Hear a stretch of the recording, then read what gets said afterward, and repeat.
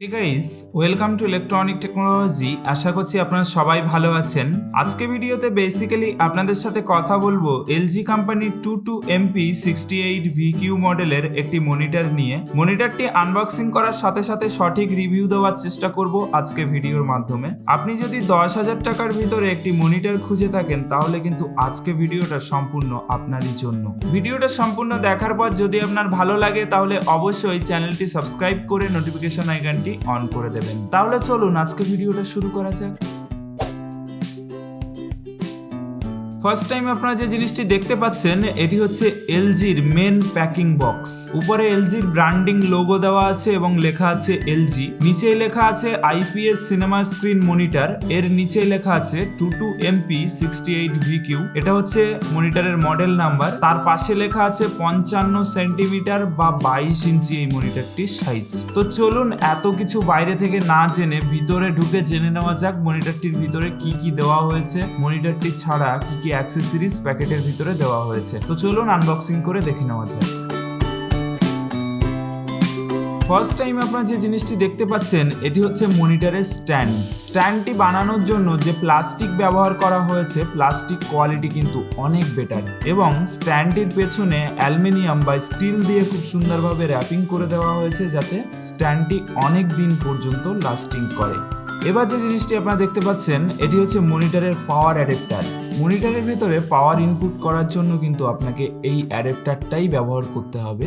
এই অ্যাডাপ্টারের ভেতরে আপনি 19 ভোল্ট 1.3 অ্যাম্পিয়ারের একটি কারেন্ট আউটপুট পাবেন।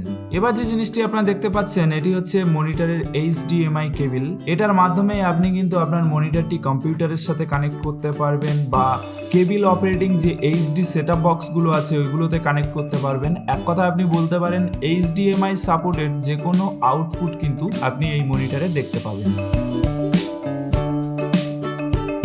এবার যে জিনিসটি আপনারা দেখতে পাচ্ছেন এটাই হচ্ছে আসল মেন কন্টেন্ট। এলজি 22MP68VQ মডেলের একটি মনিটর আপনারা দেখতেই পাচ্ছেন।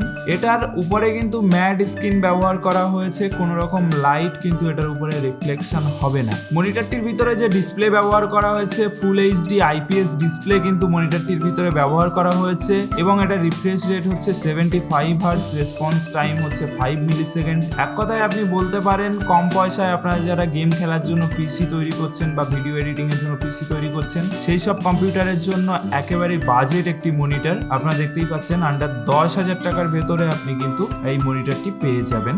অ্যামাজন বা ফ্লিপকার্টে এখন অফার চলছে, আপনারা একবার চেক করে দেখে নিতে পারেন। মনিটরটির পেছনের দিকটায় যদি একবার খেয়াল করে দেখেন তাহলে কিন্তু একটি HDMI কেবল দেখতে পাবেন যেটা আপনি আপনার কম্পিউটারের গ্রাফিক্সের সাথে কানেক্ট করবেন বা টিভি দেখতে চাইলে এইচডি সেটআপ বক্সের সাথে কানেক্ট করতে পারেন। এটার পেছনে একটি VGA কেবল আছে যেটা আপনার কম্পিউটারে যদি গ্রাফিক্স না থাকে তাহলে কিন্তু নর্মাল মাদারবোর্ডের সাথে কানেক্ট করতে পারবেন। এছাড়াও অডিও পিন, পাওয়ার অ্যাডাপ্টার কেবল ইত্যাদি ইত্যাদি আছে।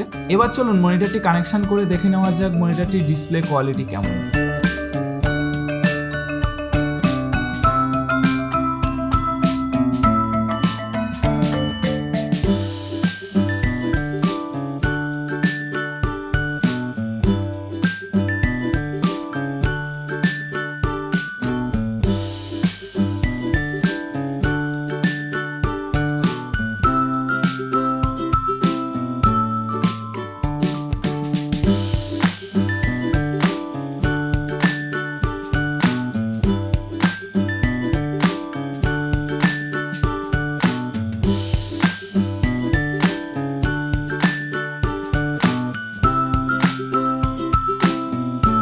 আশা করি আপনারা পুরো ভিডিওটা বুঝতে পারলেন। ভিডিওটা যদি আপনার ভালো লাগে তাহলে অবশ্যই চ্যানেলটি সাবস্ক্রাইব করে দেবেন। আর এই মনিটরটি সম্পর্কে যদি আপনার মনে কোনো ডাউট থাকে তাহলে আপনার কোশ্চেনটা কমেন্ট বক্সে করে দিন, আমি অবশ্যই আপনার কোশ্চেনের অ্যান্সার দিয়ে দেবো। এই ভিডিওটা অবশ্যই আপনার বন্ধুদের কাছে শেয়ার করে দেবেন। আর আমার আরেকটা ইউটিউব চ্যানেল আছে যেটা লিঙ্ক ডেসক্রিপশন বক্সে দেওয়া থাকবে, চাইলে ওটাও সাবস্ক্রাইব করে দিতে পারেন।